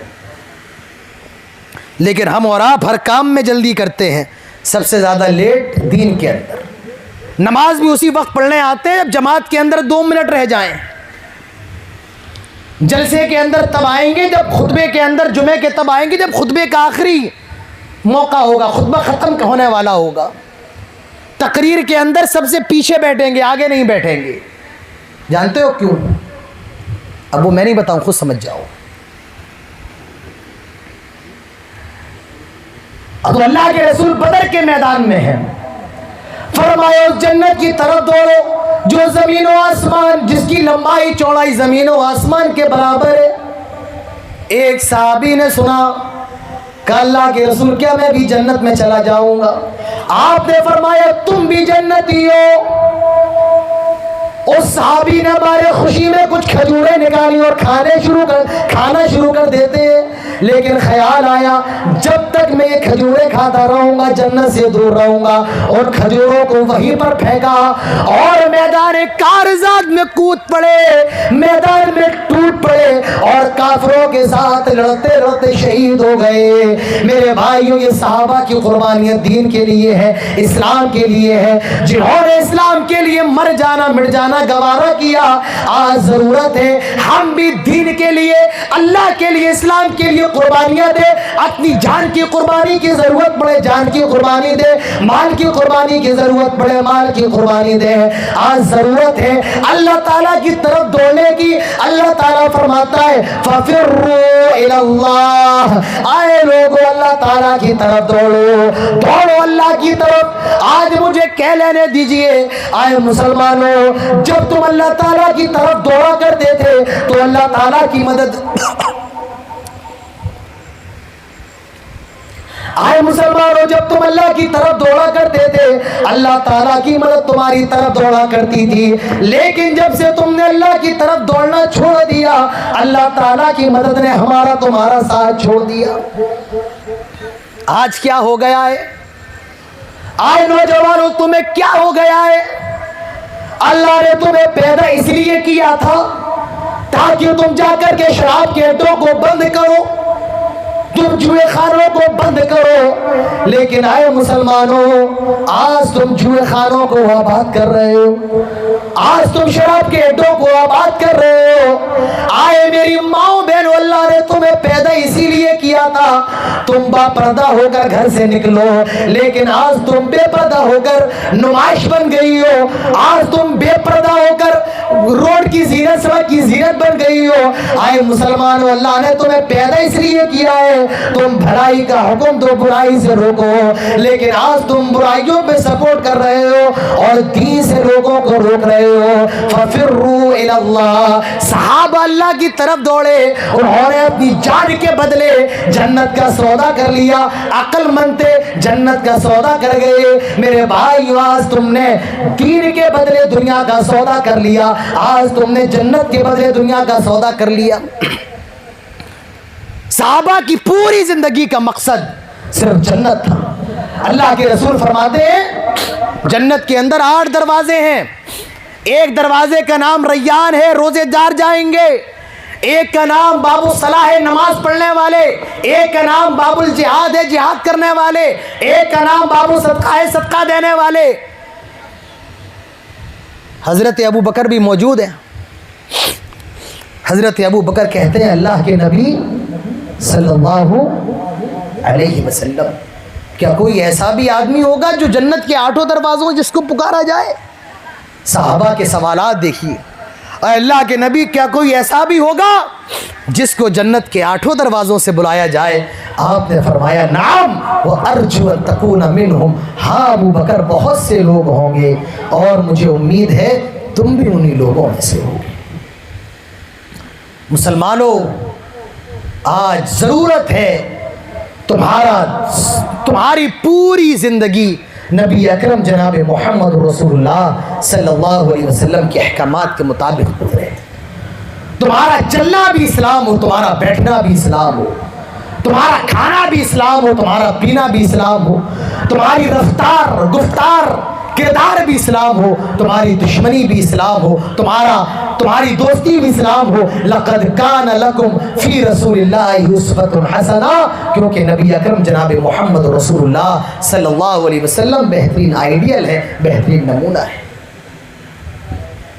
لیکن آج اس دین کو ہم نے باپ دادا کا دین سمجھ لیا.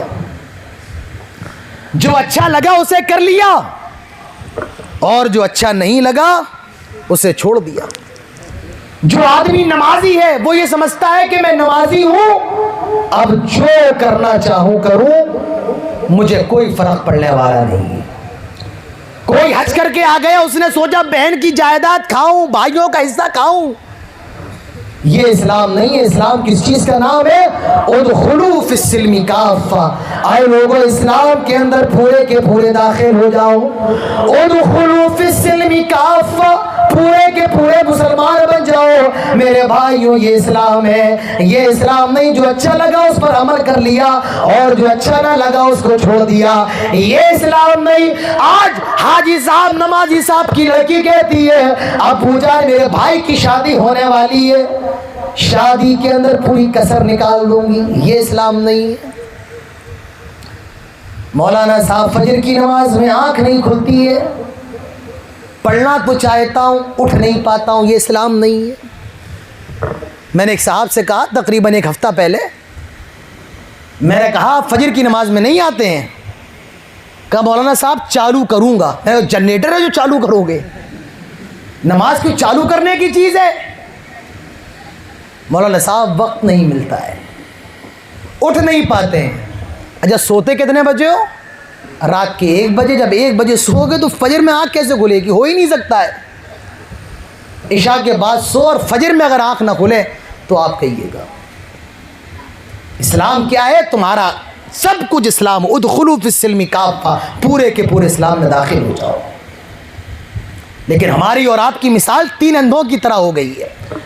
ایک گاؤں کے اندر 3 اندھے تھے, اندھے دا بلائنڈ, نابینا, جنہیں دکھتا نہیں تھا. گاؤں کے اندر ہلہ ہوا, شور ہوا کہ گاؤں کے اندر ہاتھی آ گیا, ہاتھی. تو سارے گاؤں والے ہاتھی کو دیکھنے کے لیے چلے گئے کہ ہاتھی ہوتا کیسا ہے. یہ 3 اندھے بھی چلے گئے کہ ہاتھی کیسا ہوتا ہے. اب انہیں دکھتا تو ہے نہیں, تو ایک اندھے نے ہاتھی کو چھوا, تو ایک نے اس کی پیٹھ چھوئی, پیٹھ کو ٹچ کیا کہ ہاتھی کیسا ہے. ایک نے اس کا پیر چھوا, ایسے پیر میں ہاتھ لگایا. ایک نے پونچھ پکڑ لی. اب جب ہاتھی چلا گیا تو یہ تینوں بیٹھ کر کے تبصرہ کر رہے ہیں کہ ہاتھی کیسا تھا. جس نے ہاتھی کی پیٹھ چھوئی تھی وہ کہتا ہے, جس نے ہاتھی کی پیٹھ کو چھوا تھا وہ کہتا ہے کہ ہاتھی ایسا ہوتا ہے جیسے دیوار. جس نے ہاتھی کا پیر چھوا تھا وہ کہتا ہے ہاتھی ایسا ہوتا ہے جیسے کھمبا. جس نے پونچھ چھوئی تھی وہ کہتا ہے हाथी ऐसा होता है जैसे झाड़ू। आप देखिए तीनों का तबसरा अलग अलग है। यही मिसाल हमारी है। जो नमाजी है उसने सोच लिया नमाज दीन है, उसके अलावा ब्याज खाओ, सूद खाओ। जिसने हज कर लिया उसने सोच लिया कि हज दीन है। अब हज करने के बाद भाई की जायदाद खा जाओ, बस कोई कहने वाला नहीं। मेरे भाइयों, हम सब की मिसाल उन्हीं तीन अंधों की तरह हो गई है। दिवाली आने वाली है, दिवाली का दौर है। मैंने देखा है मेरे मोहल्ले के अंदर गैर मुस्लिम भी आतिशबाजी नहीं चला रहा है, लेकिन मोहम्मद रसूलुल्लाह सल्लल्लाहु अलैहि वसल्लम का कलमा पढ़ने वाले आतिशबाजी चला रहे हैं। वो पटाखे और फुलझड़ियां जला रहे हैं। जिनका त्योहार है वो मनाए, कोई एतराज नहीं, लेकिन हम मुसलमान हैं और हमारे नबी ने कहा है मन तशब्बह बिक़ौमिन फहुव मिनहुम, जो किसी कौम की मुशाबिहत अख्तियार करता है वो उन्हीं में से है। ये हमारा मुल्क है, इस मुल्क के अंदर मुसलमान भी है, इस मुल्क के अंदर हिंदू भी है, इस मुल्क के अंदर सिख भी है, इस मुल्क के अंदर मुख्तलिफ धर्मों के मानने वाले हैं और हर आदमी को अपने धर्म पर अमल करने का अख्तियार है। जिनका त्योहार है वो मनाए, हमें जर्रा बराबर कोई शिकायत नहीं है। लेकिन हम मुसलमानों से कहना चाहते हैं मेरे भाइयों, हम मुसलमान हैं और हमारे नबी ने किसी कौम की मुशाबिहत अख्तियार करने से हमें मना फरमाया है। तो मेरे भाइयों, मैं गुफ्तगू आपके सामने कर रहा था सहाबा इकराम की कुर्बानियाँ और आज के मुसलमान। क्या कुर्बानियाँ सहाबा की थी। एक वाक़या रख के बात ख़त्म करता हूँ। मुझे हुक्म दिया गया है कि 12:30 से मैं आगे ना बढ़ूँ।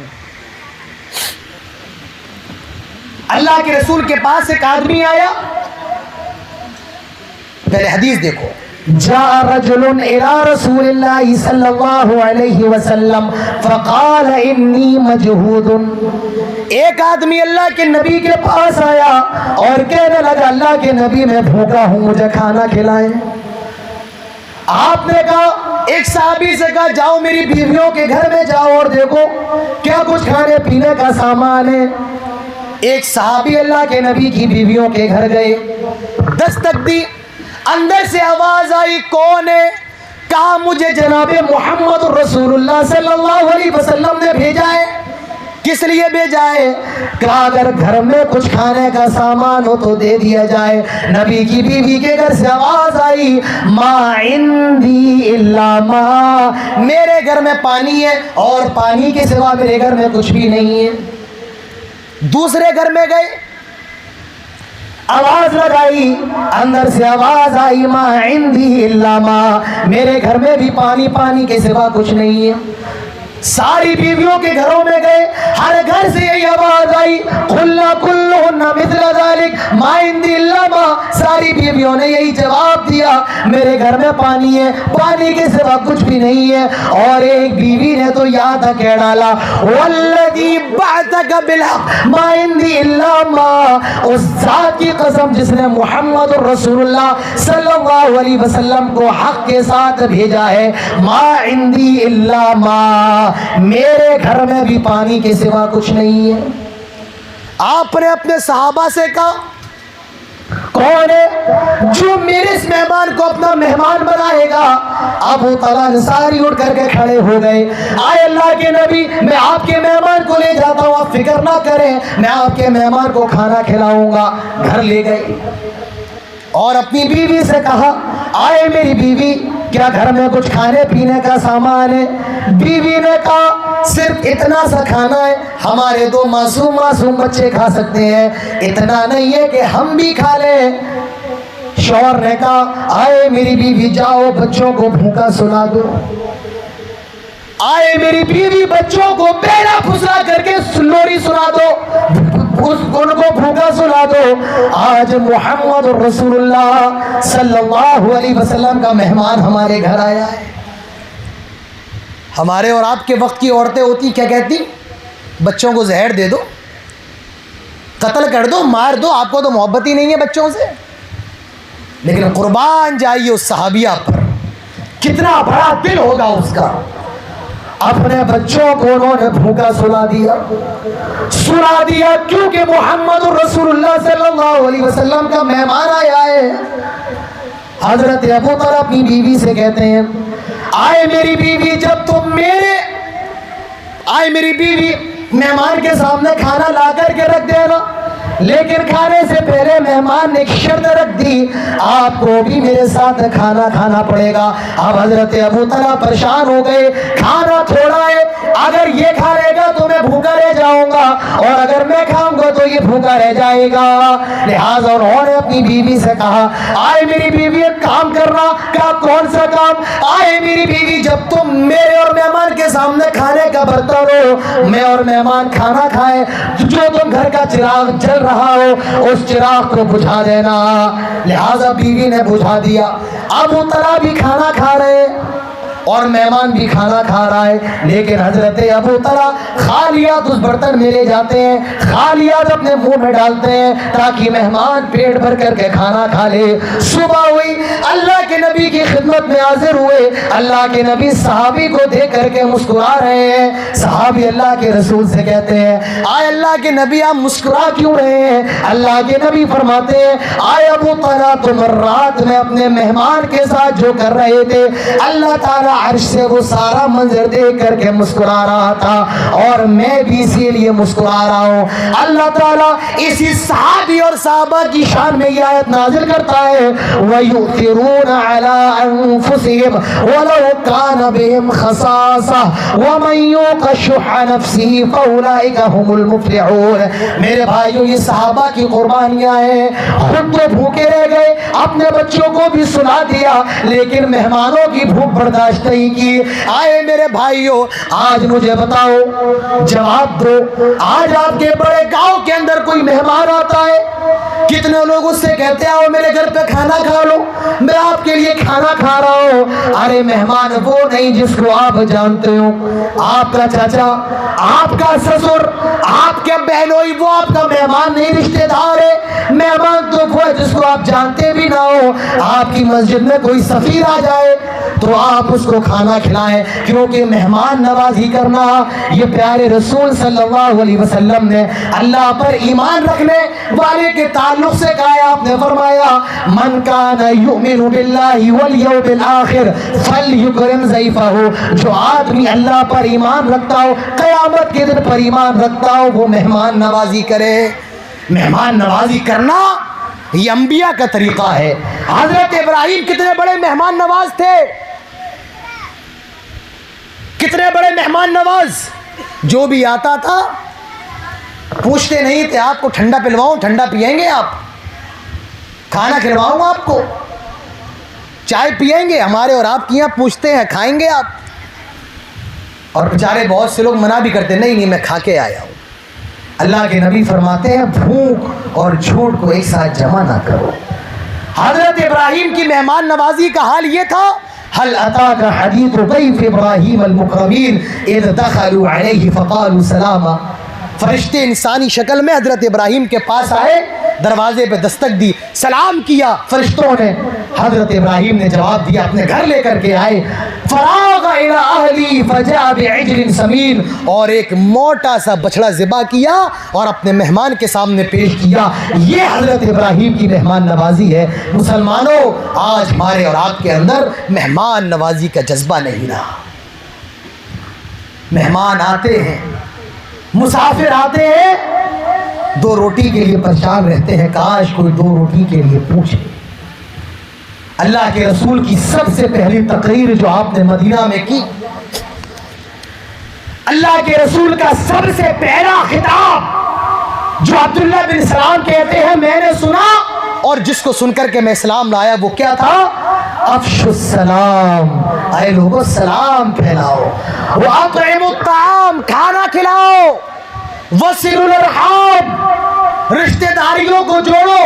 صلو باللیل والناس نیام, اور رات میں اٹھ کر کے نماز پڑھو جب پوری دنیا سوئی ہوئی ہوتی ہے. حضرت عبداللہ بن سلام کہتے ہیں میں یہ سن کر کے اسلام لے کر کے آ گیا, رسول نے کھانا کھلانے کا حکم دیا. میرے نبی کے صحابہ وہ تھے جو اپنی بھوک پر بھی دوسروں کی بھوک کو ترجیح دیتے تھے, جو اپنے بچوں کی بھوک کو قربان کرتے تھے, جو اپنے پیٹ کو قربان کرتے تھے. میرے بھائیوں, یہ صحابہ اکرام ہیں اور یہ ان کی قربانیاں ہیں, اور یہ چند حالات میں نے آپ کے سامنے رکھے ہیں.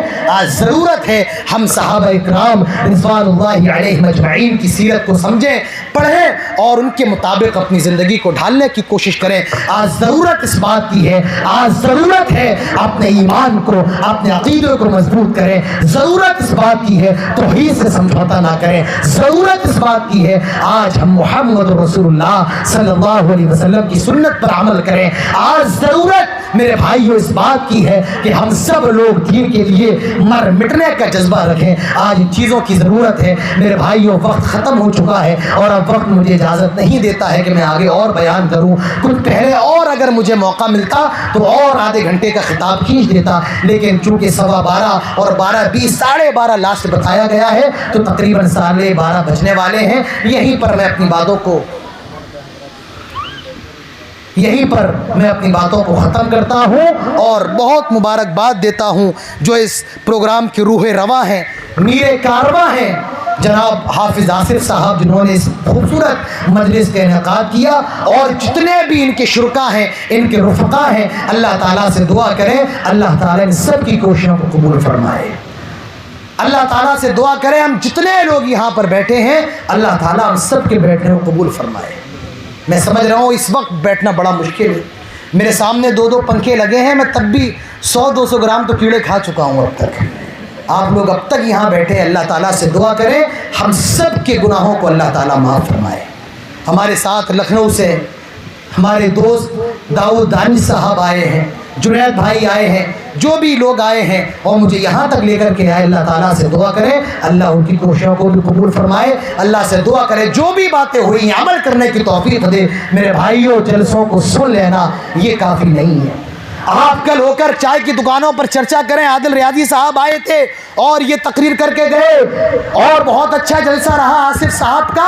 آپ صرف تعریف کریں اور نتیجہ کچھ نہ نکلے. اور میں سمجھتا ہوں ان کا جلسہ کرنا بیکار, میرا اتنا دیر 1.5-2 گھنٹہ بولنا بیکار. اور ایک آدمی بھی اگر عمل کر لے, ایک آدمی کی بھی اصلاح ہو جائے, اللہ کی قسم پورا جلسہ کامیاب, ہم سب کی حاضری کامیاب. اللہ کے رسول نے غزوہ خیبر کے موقع پر حضرت علی سے کہا تھا پہلے اسلام پیش کرنا, اور ایک آدمی بھی اگر ہدایت پا جائے تو 100 سرخ اونٹ سے بہتر ہے. تو ایک آدمی کی بھی ہدایت میرے بھائیوں پوری جلسے کی کامیابی کی دلیل ہے. اللہ سے دعا کریں اللہ تعالیٰ ہم سب کو تمام باتوں پر عمل کرنے کی توفیق نصیب فرمائے. اللہ تعالیٰ سے دعا کریں ہمارے تمام گناہوں کو معاف فرمائے. اللہ سے دعا کریں ہم کو دین پر اسلام پر قائم رہنے کی توفیق نصیب فرمائے. اللہ تعالیٰ سے دعا کریں جو لوگ صحابہ اکرام کی شان میں گستاخیاں کرتے ہیں اللہ تعالیٰ ان کو ہدایت نصیب فرمائے. اللہ سے دعا کریں جب تک ہم زندہ رہیں توحید پر رہیں, اسلام پر رہیں, اور جب خاتمہ ہو تو ایمان پر ہو. اور یہ جو ادارہ ہے حافظ آصف صاحب کا, جو بچے یہاں سے پڑھ کر کے نکلے ہیں, حافظ قرآن ہو کر کے نکلے ہیں, ان کے حق میں بھی دعا کریں اللہ تعالیٰ ان سب کی تعلیم کو قبول فرمائے اور ان کو دین کا داعی بنائے, دین کا عالم بنائے. دن دگنی رات چگنی اس مدرسے میں ترقی نصیب فرمائے. کتاب و سنت کے مطابق علم دینے اور لینے کی اللہ تعالیٰ ہم سب کو توفیق نصیب فرمائے. اللہ تعالیٰ سے دعا کرے پروگرام کامیاب فرمائے, اور اللہ تعالیٰ سے دعا کرے ہر سال ہم سب کو اسی طریقے سے جمع ہونے کی توفیق نصیب فرمائے. آمین. وما علینا الا البلاغ وآخر دعوانا الحمد للہ رب العالمین. اقول قولی هذا واستغفر الله لي ولكم ولسائر المسلمين. السلام علیکم ورحمۃ اللہ.